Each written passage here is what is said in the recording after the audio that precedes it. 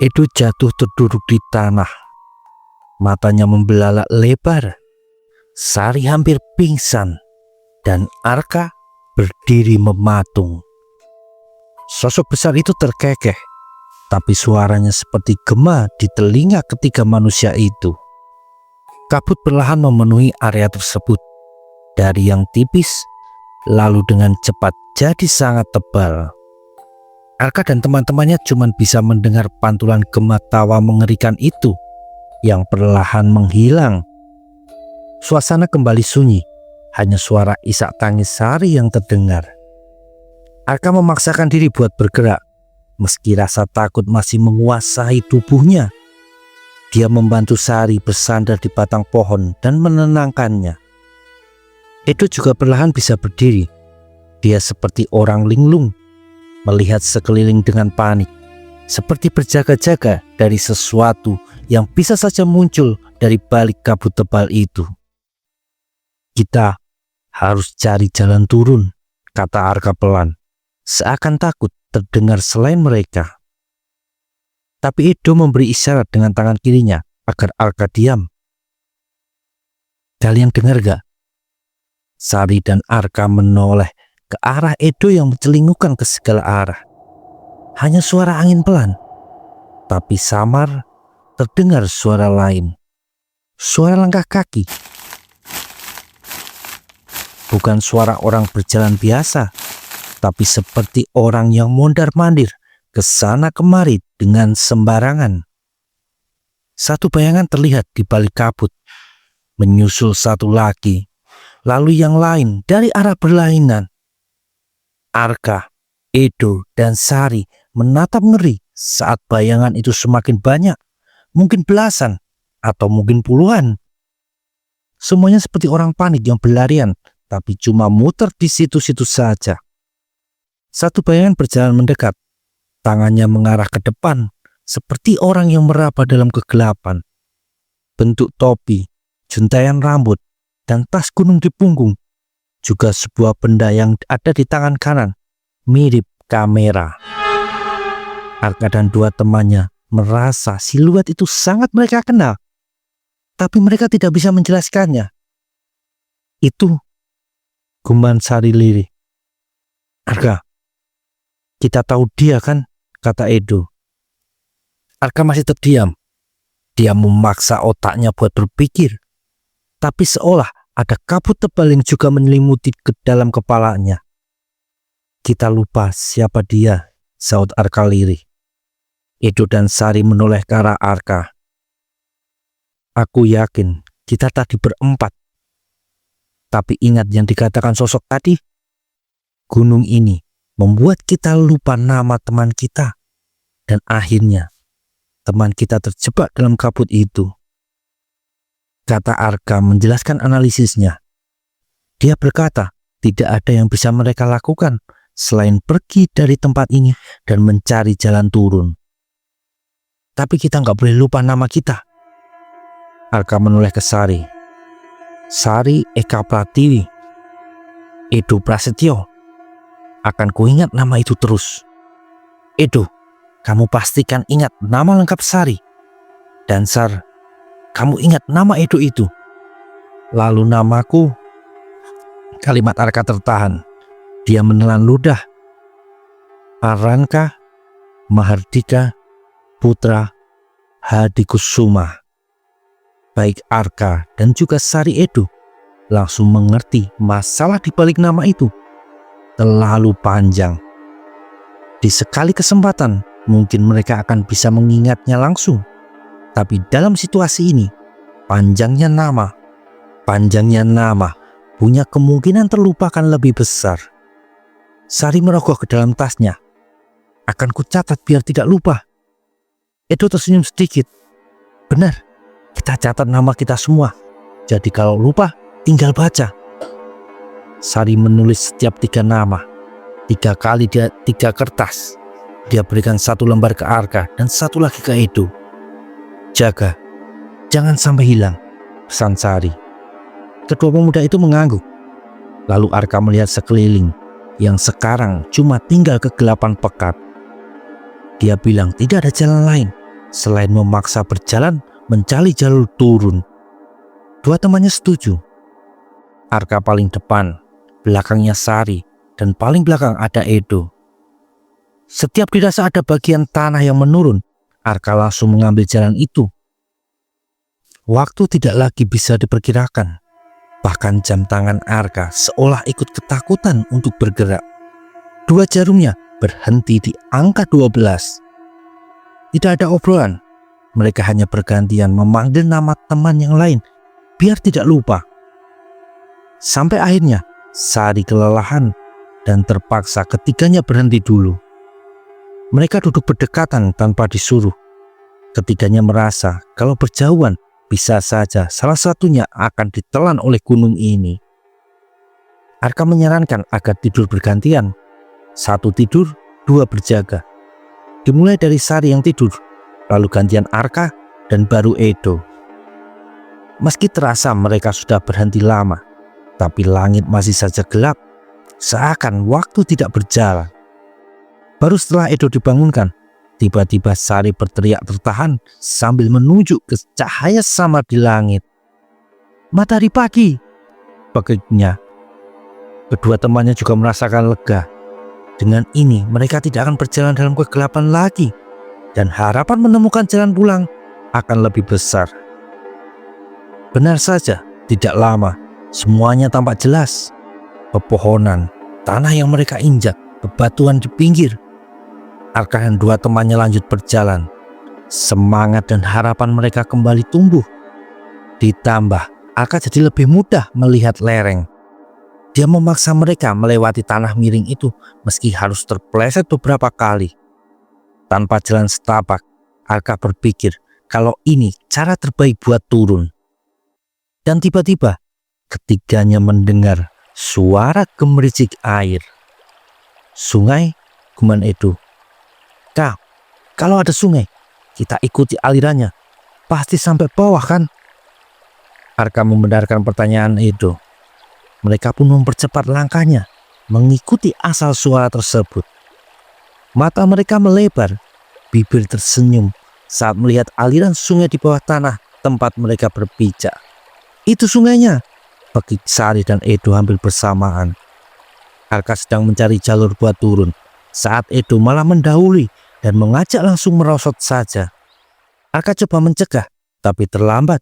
Kaki Edo terpleset. Tangannya refleks menjangkau pegangan, yang sialnya justru tas Sari yang didapat. Arka juga refleks meraih tangan Sari yang oleng, dan malah ketiganya sama-sama terprosok lalu tercebur ke sungai. Beruntung sungai itu tidak dalam, hanya sepinggang mereka. Ketiganya bergegas ke tepian sungai. "Apaan sih, Do? Jadi jatuh semua kan?" gerutu Sari. "Ya maaf, tapi untungnya nggak dalam ya sungainya," sahut Edo sambil nyengir. Arka mengajak dua temannya segera menyusuri pinggiran sungai ini buat segera turun. Tidak perlu ganti celana. Kedua temannya setuju. Mereka segera bergerak. Dan keanehan kembali terjadi. Sungai itu seakan sangat panjang. Terlalu panjang untuk aliran di gunung kecil. Ketiganya tidak juga menemukan aliran air yang mengarah ke bawah. "Ini aneh," guman Edo. Arka memberi tanda biar Edo diam tidak berkomentar. Arka menyentuh air sungai dengan tangannya. Asli, itu air. Bukan ilusi atau penampakan gaib. Arka lanjut jalan. Dia masih yakin kalau sungai ini nyata, berarti akan sampai ke pemukiman penduduk. Sayangnya, matahari terasa lebih cepat terbenam daripada munculnya. Langit sudah mulai gelap lagi, dan mereka masih belum menemukan jalur turun. Sari duduk, berhenti berjalan. Kelelahan dan memudarnya harapan bikin dia menyerah. Itu berhenti melihat ke arah Sari. Begitupun Arka. Dia tidak tahu harus ikut menyerah atau memaksa kedua temannya lanjut. Tapi harus lanjut kemana? Mereka seperti berputar-putar saja dari tadi. "Aku ingin pulang," isak Sari sambil menutup wajahnya dengan kedua tangan. Edo cuma bisa menunduk. Dia tidak bisa menyalahkan rasa tak berdaya itu, karena dia juga merasakannya. Arka bingung, tapi tiba-tiba dia melihat sesuatu. Lihat!" seru Arka menunjuk sedikit di bawah mereka. Di antara gelapnya gunung, ada sorot samar, bukan cahaya senter, tapi seperti api. Api unggun. Ada yang camping. Apa warga? Tapi apapun itu, ketiganya tahu itu harapan baru yang kembali muncul. Meski mereka tidak sadar, ada satu hal penting yang tidak mereka jaga. Ketiganya segera lanjut ke arah cahaya itu dengan langkah dipercepat. Tidak peduli kaki mereka sakit terbentur kerikil atau akar pohon. Entah berapa kali mereka harus jatuh terduduk di tanah atau terpeleset rumput basah. Sampai akhirnya mereka sampai di sebuah tanah lapang yang tidak terlalu besar. Di situ ada satu tenda, dan di depannya ada api unggun yang dibuat. Arka dan dua temannya kembali bernapas lega. Tidak peduli itu pendaki atau warga, yang penting ada manusia lain. Setidaknya itu yang mereka pikirkan. Mereka sampai di dekat tenda itu dan melihat ada satu orang yang duduk menghadap ke arah api. Orang itu tidak menoleh ke arah rombongan Arka yang mendekat. "Sudah kubilang, seharusnya kalian ikut aku saja kan?" Suara itu, nada bicara yang datar. Ketiganya sangat ingat sosok aneh yang sebelumnya menuntun mereka tersesat di gunung itu. Pria itu menoleh sambil masih tersenyum kaku. Lalu kabut tebal tiba-tiba muncul, memutari lapangan itu sampai tidak lagi terlihat area sekitarnya. "Gimana ini?" rengek Sari panik. Lalu terdengar derap banyak kaki seperti sebelumnya. Langkah kaki yang panik berjalan ke segala arah, dan dengan mata terbuka lebar, ketiganya melihat puluhan orang berpakaian seperti pendaki berjalan keluar masuk kabut dari segala arah. Ekspresinya antara bingung, panik, dan linglung. Mereka bertabrakan satu sama lain, tapi segera bergeser dan lanjut jalan lagi. "Selamat bergabung. Gunung ini terbuka untuk yang naik, tapi tidak ada jalan turun," kata pria aneh itu. Arka mengumpulkan keberaniannya. Dia maju mendekat. "Kami ingin pulang. Kamu bilang kami bisa turun sebelum nama kami terhapus. Kami masih ingat nama kami," teriak Arka, melepaskan semua emosi di dalam dirinya. "Benarkah?" Saut pria aneh itu sambil menatap Arka dan yang lainnya. Hening. Hanya terdengar suara gemeretak api unggun dan derap langkah di sekitar mereka. Arka, Edo, dan Sari. Mereka baru sadar. Mereka berhenti menyebut nama masing-masing sejak menemukan sungai tadi. "Kertasnya!" seru Edo. Dan secara bersamaan mereka merogoh ke dalam saku celana, menarik keluar secari kertas yang sudah rusak. Mereka tidak sadar saat terceplok di sungai, kertasnya ikut basah. Itu susah payah coba membuka kertas yang tadi dia lipat beberapa kali. Gara-gara sempat basah, jadi susah dibuka lipatannya. Kertas Sari utuh, tapi tintanya luntur kena air. Samar, tapi masih terlihat huruf-hurufnya. Sedangkan milik Arka, sama seperti Edo, terlipat. Dan saat dipaksa dibuka, malah hancur. Dalam keheningan putus asa itu, dari kejauhan terdengar suara kentongan dipukul berkali-kali. Sayup-sayup, tapi jelas terdengar. "Ini waktunya. Yang namanya hilang akan ikut denganku," kata pria itu sambil berdiri, lalu berjalan ke arah kabut tebal. Kabut itu juga perlahan merapat ke arah Arka dan teman-temannya. Arka menunjuk ke Sari. "Baca!" Sari dengan gugup coba membaca huruf-huruf yang memudar. dan hanya dibantu cahaya dari api. Sari Eka Pratiwi. Sari Eka Pratiwi. Sari Eka Pratiwi, kata Arka mengulang nama itu. Begitupun Edo. Lalu Arka menunjuk ke arah Edo. Edo. Arka kesusahan mengingat nama belakang Edo. Prasetyo, seru Edo. Namaku Edo Prasetyo. Kedua temannya mengulang nama itu. Lalu Edo dan Sari menoleh ke arah Arka. Aranka. Arka cuma bisa menyebut satu bagian dari nama panjangnya itu. Sari dan Edo ikut mengulang nama itu sambil berpikir keras lanjutannya. Suara kentongan semakin jelas terdengar mendekat ke arah mereka. Aranka, apalagi? Seru Edo panik. Mata Sari dipenuhi air mata. Arka menoleh ke arah suara kentongan di balik kabut tebal yang sudah sangat dekat dengan mereka dan menyadari kabut itu agak longgar di sekitar Edo dan Sari, tapi sudah mulai menyelimuti kakinya sendiri. Arka lalu menoleh dan tersenyum pada dua temannya. Sari Eka Pratiwi, Edo Prasetyo. Sebut itu terus, jangan berhenti. Sari, Edo. Ulanglah kawan, kata Arka lemah. Edo dan Sari terbelalak mendengar pesan Arka. Mereka segera sadar. Arka menyerah. Namanya terlalu panjang buat diingat. Jangan, teriak Edo saat kabut tebal itu tiba-tiba bergerak cepat, menggulung badan Arka dan menariknya ke arah kegelapan, lalu lenyap begitu saja. Edo dan Sari jatuh terduduk di tanah dengan lemas. Sari menangis ketakutan, tapi linglung. Mereka baru saja kehilangan sesuatu, tapi tiba-tiba tidak tahu apa yang hilang. Edo Prasetyo, Sari Eka Pratiwi, seru Edo. Sar, sebut nama kita. Sari tersentak, lalu menurut. Keduanya terus menyebut dua nama mereka.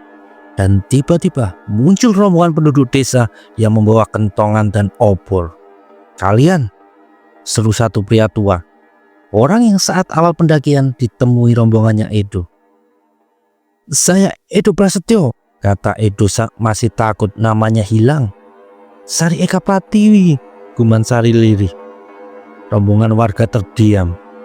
Bukan bingung, tapi seperti sudah mengerti yang terjadi. Ayo pulang, ajak pria tua itu. Ikhlaskan. Pagi hari di rumah warga, Edo dan Sari terbangun dengan ingatan yang utuh. Mereka ingat dua teman mereka yang tertinggal di gunung, Arka dan Naufal. Keduanya segera menghubungi tim SAR dan segera dilakukan pencarian. Panik, khawatir. Apalagi setelah diberitahu warga kalau ternyata rombongan Edo ini sudah di gunung selama 5 hari. Edo juga Sari cuma bisa menunggu di kaki gunung sambil mata mereka menatap nanar ke arah gundukan hijau besar yang sudah memberi pengalaman sangat buruk. Di hari ketiga pencarian, tim SAR turun dengan membawa beberapa barang yang mereka temukan. Anehnya, benda-benda itu ditemukan dalam keadaan posisi rapi di atas sebuah batu. Jaket, senter, topi, dan kamera. Tidak ada yang bisa menjelaskan kenapa itu bisa terjadi. Edo dan Sari cerita kalau mereka itu nggak berhenti. Mereka berjalan terus berputar-putar. Meskipun yang mereka ingat mereka cuma sehari semalam saja, bukan 5 hari. Edo mengambil kamera yang tersisa dari bawaan Naufal. Dia memutar rekaman untuk menunjukkan bukti cerita mereka. Tapi anehnya, di situ cuma ada rekaman beberapa detik saja. Dan isinya kegelapan malam. Beberapa pepohonan rimbun yang terlihat. Dan siluet tidak jelas. Sosok bertopi lebar dengan senyum kaku. Terdengar suara hembusan angin. Lalu rekaman itu tertutup kabut tebal. Dan terdengar suara berbisik. Pulanglah sebelum nama kalian terhapus.